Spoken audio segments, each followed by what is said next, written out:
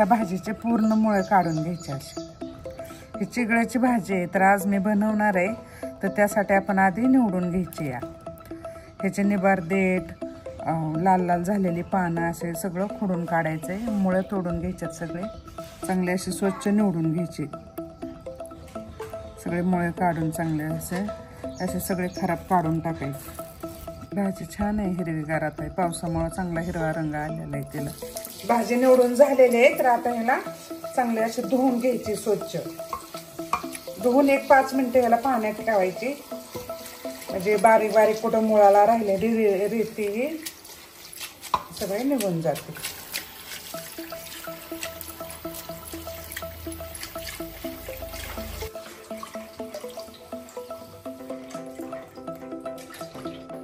भाजी स्वच्छ धुवून नितळे ठेवलेले, तोपर्यंत आपण कांदा चिरून घेऊ। 1-7-8 तिखट मिरची घेतलेली आहे चांगली काळी, कारण तिखट असलं म्हणजे भाजी छान लागते। 1-7-8 लसणाच्या पाकळ्या घेतलेले, 3 छोटे छोटे कांदे घेतलेले आणि 1 मूठभर हरभऱ्याची डाळ भिजत घातलेले, अर्धा तास झाले। आता कांदा चिरून घेते।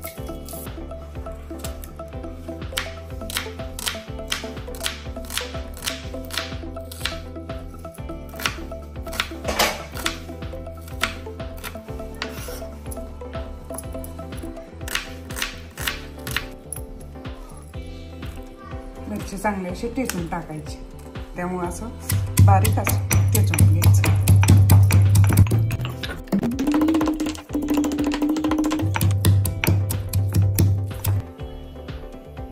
कढई गरम झालेले, त्यामध्ये तेल टाकून घेतलंय। आता हे जिरं टाकून घेते, तळलेलं आहे, त्याच्यामध्ये कांदा टाकून घेते।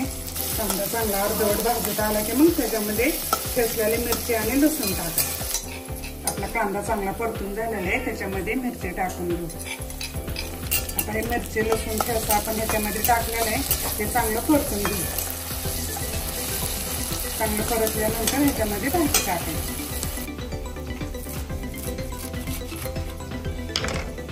भाजी चांगली अशी बारीक चिरून घ्यायची, लई लांब लांब नाही चिरायची।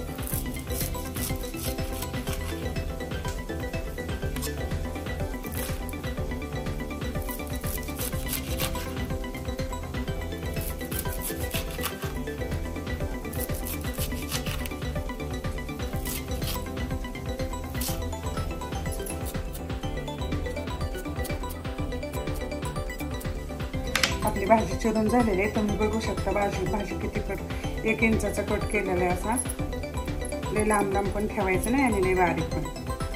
कांदा चांगला परतून झालेला आहे, त्याच्यामध्ये आता भाजी टाकून घ्यायची आहे।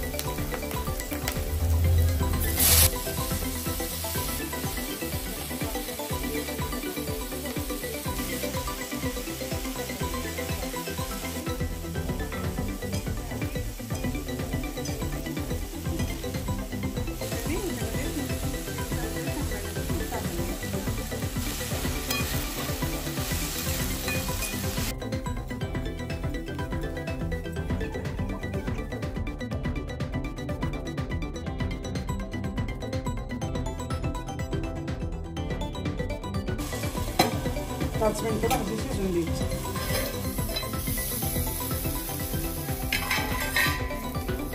Subscribe now and press the bell icon.